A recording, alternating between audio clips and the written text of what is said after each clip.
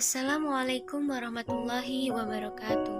Perkenalkan, nama saya Rizka Dwi Wahyuni dengan NPM 1901011139, Prodi Pendidikan Agama Islam, kelas G semester 5 dengan kode D165. Video ini dibuat untuk memenuhi ujian tengah semester mata kuliah Al-Quran Hadis dan pembelajarannya. Pada kesempatan kali ini, saya akan menjawab 5 pertanyaan yang sudah diberikan oleh Bapak Dedi Wahyudi MPDI selaku dosen pengampu mata kuliah Al-Quran Hadis dan pembelajarannya.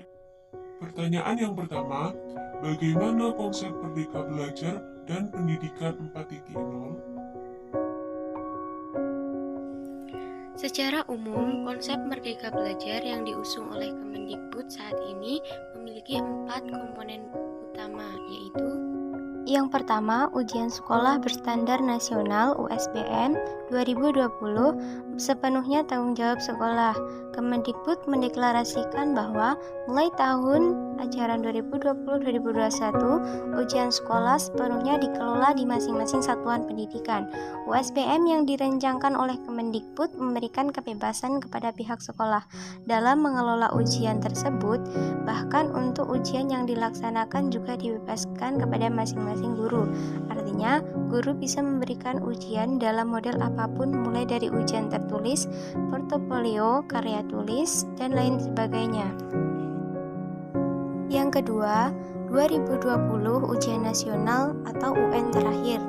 Selama ini, ujian nasional memiliki perhatian tersendiri bagi siswa-siswa di Indonesia.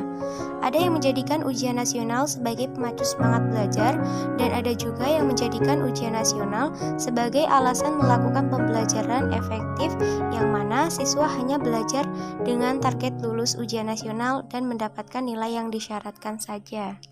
Yang ketiga, penyederhanaan rencana pelaksanaan pembelajaran atau bisa disingkat dengan RPP. Selain memberikan beberapa angin segar kepada siswa, Kemendikbud juga memberikan angin segar kepada guru-guru dengan melakukan penyederhanaan RPP. RPP yang selama ini menjadi salah satu beban administrasi guru dengan jumlah isian yang sangat banyak disederhanakan menjadi beberapa poin saja yang terdiri dari tujuan pembelajaran, kegiatan pembelajaran, dan bentuk evaluasi. RPP sejatinya dibuat dengan 3 prinsip utama, yaitu efisien, efektif, dan berorientasi pada siswa. Konsep keempat yaitu kebijakan zonasi tahun ajaran 2020-2021. Kebijakan zonasi yang diperbaiki di sini lebih kepada penentuan zonasi dan presentase penerimaan di masing-masing jalur masuk. Selanjutnya, pendidikan 4.0. Pendidikan 4.0 merupakan istilah umum yang digunakan oleh para ahli teori. Pendidikan ini menggambarkan berbagai cara untuk mengintegrasikan teknologi baik secara fisik maupun tidak ke dalam pembelajaran. Dalam pendidikan 4.0 dibutuhkan keselarasan antara manusia dan teknologi informasi dalam rangka menemukan solusi yang dapat digunakan dalam memecahkan berbagai persoalan yang timbul, serta dapat menciptakan peluang yang kreatif dan inovatif untuk memperbaiki sektor kehidupan. Pertanyaan kedua, apa rancangan perencanaan pembelajaran Al-Quran Hadis dan pembelajarannya yang Anda miliki dalam menyambut era pendidikan 4.0 ini? Yang pertama, lebih mengupdate diri dengan kondisi perkembangan ekonomi digital, perkembangan revolusi 4.0, dan perkembangan teknologi itu sendiri. Dengan mengikuti perkembangan ekonomi dan teknologi, guru akan lebih memahami seputar revolusi 4.0. Guru yang memiliki pemahaman yang mendalam tentang revolusi 4.0 akan bisa menularkan pengetahuannya ke murid secara lebih baik. Menumbuhkan kreativitas anak melalui bermain terarah, latihan imajinasi, rangsangan pertanyaan kreatif, bebaskan berekspresi, kembangkan kebakatan, berikan respon positif, berikan pengalaman baru, liburan kreatif, dan mendahulukan apresiasi kepada murid. Yang ketiga, memahami paradigma pendidikan, mewujudkan anak yang soleh-solehah, kebutuhan rohani diutamakan, nilai akademik tidak jadi ukuran, dan pendidikan karakter tidak dilupakan. Selalu berkolaborasi antara orang tua, sekolah, dan masyarakat dalam pendidikan. Pertanyaan selanjutnya, bagaimana strategi pembelajaran Al-Quran Hadis dan pembelajarannya dalam menghadapi tantangan era pendidikan 4.0? Mempersiapkan kompetensi yang dibutuhkan era pendidikan 4.0. Yang pertama, menyajikan materi-materi pembelajaran dengan tampilan semenarik mungkin, menyederhanakan dengan membuatkan PPT dan bisa menggunakan media agar lebih mudah dipahami. Yang kedua, keterampilan komunikasi dan kolaborasi, atau dalam bahasa Inggris bisa disebut dengan communication dan collaborative skill. Menerapkan model pembelajaran yang berbasis teknologi informasi dan komunikasi guna mengkonstruksikan kompetensi komunikasi dan kolaborasi. Yang ketiga, keterampilan berpikir kreatif dan inovasi.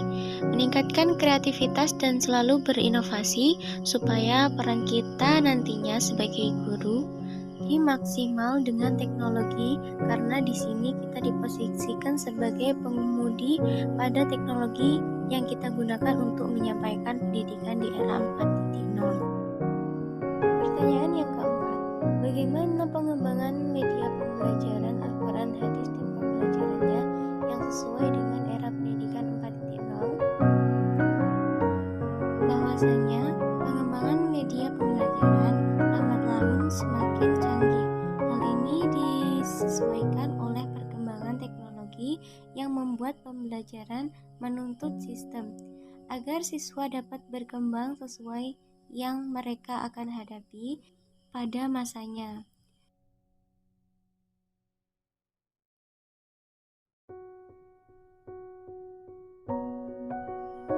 Evaluasi pembelajaran daring. Pembelajaran daring saat ini dijadikan solusi dalam era pandemi COVID-19. Maka dari itu, pembelajaran secara online adalah solusinya yang dapat memudahkan guru dan peserta didik untuk saling berkomunikasi dalam proses pembelajaran.